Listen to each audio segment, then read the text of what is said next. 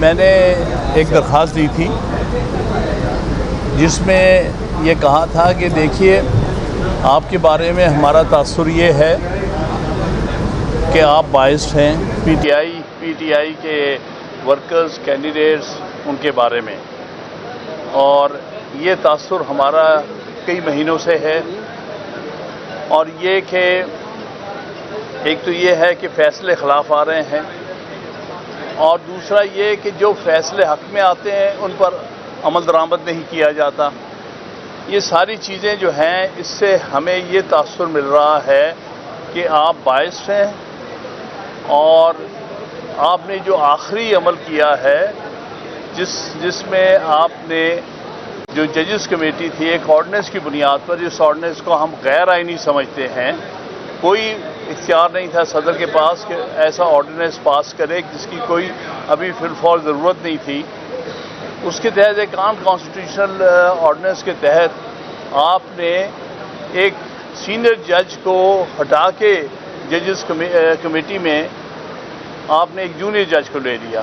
تو میرے نزدیک اس معاملے میں چیف جسٹس صاحب اور جسٹس امیر الدین صاحب جو ہیں ان پر ہمیں پورا باعث کا شک ہے، اس لیے بہتر ہے کہ آپ یہ کیسز سے ریکیوز کر دیں۔ یہ میری درخواست ہے۔ جواب کیا ملا سر؟ انہوں نے کہا بعد میں سنیں گے، یہ وہ ریسیو نہیں کرنا، حالانکہ ان کو دے تو دی تھی، آپ کے سامنے دے دی تھی درخواست، لیکن انہوں نے انٹرٹین نہیں کی جو کہ انہیں کرنی چاہیے تھی، کیونکہ بات یہ تھی کہ آپ اس سے پہلے درخواست نہیں دے سکتے۔ یہاں پر ہر AOR کو یہ کہہ دیا گیا ہے کہ ہم اس قسم کی درخواست نہیں قبول کریں گے، اور اگر آپ درخواست دو گے تو ہم آپ کا لائسنس سسپینڈ کر دیں گے۔ تو اس لیے ایڈوکیٹس اور ریکارڈ بیچارے مجبور اس وجہ سے وہ درخواست آپ کی طرف سے داخل نہیں کر سکتے۔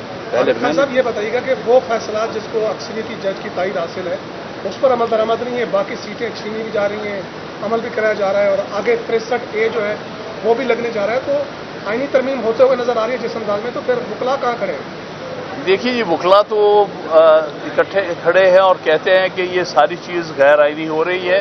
آپ کے سامنے لاہور میں بہت بڑا کنونشن ہوا ہے جس میں اس ساری چیز کو کنڈیم کیا گیا ہے اور کہا گیا ہے کہ اس آئینی پیکج کا پیش ہونا بھی غیر آئینی ہے۔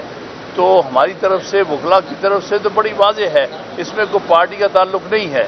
یہ وکلا اکراس دی بورڈ سمجھتے ہیں کہ جو کچھ بھی ہو رہا ہے، اور خاص طور پہ جو آئینی غیر آئینی میں سمجھتا ہوں پیکج لانے کی کوشش ہو رہی ہے، اس کا مقصد پاکستان میں عدلیہ کی تباہی ہے، سپریم کورٹ کی تباہی ہے، ہائی کورٹس کی تباہی ہے۔ یہ سپریم کورٹ کے اوپر ایک اور عدالت بٹھانا چاہتے ہیں یا اس کی متوازی عدالت بٹھانا چاہتے ہیں، جو کہ میں سمجھتا ہوں آئین کی روح کے خلاف ہے۔ آپ دو آئینی عدالتیں ایک وقت میں نہیں بنا سکتے، اور یہی ہماری سپریم کورٹ ہی ہماری جو ہے وہ وفاقی آئینی عدالت ہے، اسی کو ہم مانتے ہیں۔ ہم کسی اور عدالت آئین کے نام پر جو بنائی جائے گی متوازی، اس کو ہم نہیں ایکسیپٹ کریں گے۔ وکلا سر وکلا تحریک کہاں تک دیکھ رہے ہیں؟ صرف کنونشن ہو رہے ہیں؟ جی، کنونشن آئندہ انشاءاللہ پشاور بھی ہوگا اور دوسری جگہوں پر بھی ہوگا، کیونکہ وکلا اس قسم کی آئینی ترمیم کو کبھی بھی قبول نہیں کریں گے جو کہ زبردستی اور جس کا مقصد پاکستان میں عدالتی نظام کو تباہ و برباد کرنا ہے۔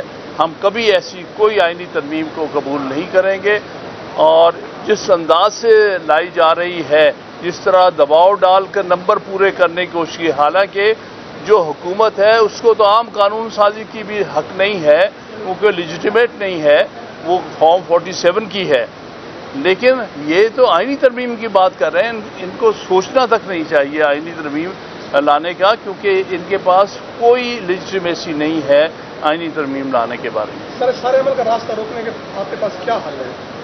ہم وکلا آئین اور قانون کے دائرے میں رہتے ہوئے جس طرح پہلے ہم نے تحریکیں چلائی ہیں، اسی طرح ہم آئین اور قانون کے دائرے میں رہتے ہوئے پرامن تحریک چلائیں گے۔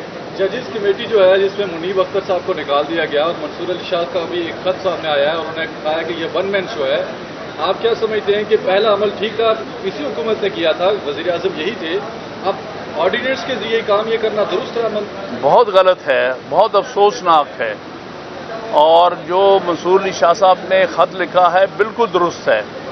جب اس قانون کے تحت ایک کمیٹی بن گئی اور بالکل درست کمیٹی بنی کیونکہ اس میں پہلے سینئر موسٹ 2 ججز تھے چیف جسٹس کے ساتھ، تو ان میں سے کسی کو ہٹانا اور کسی جونیئر جج کو لانا یہ غیر آئینی ہے، غیر قانونی ہے، ہر طرح انصاف کے منافی ہے.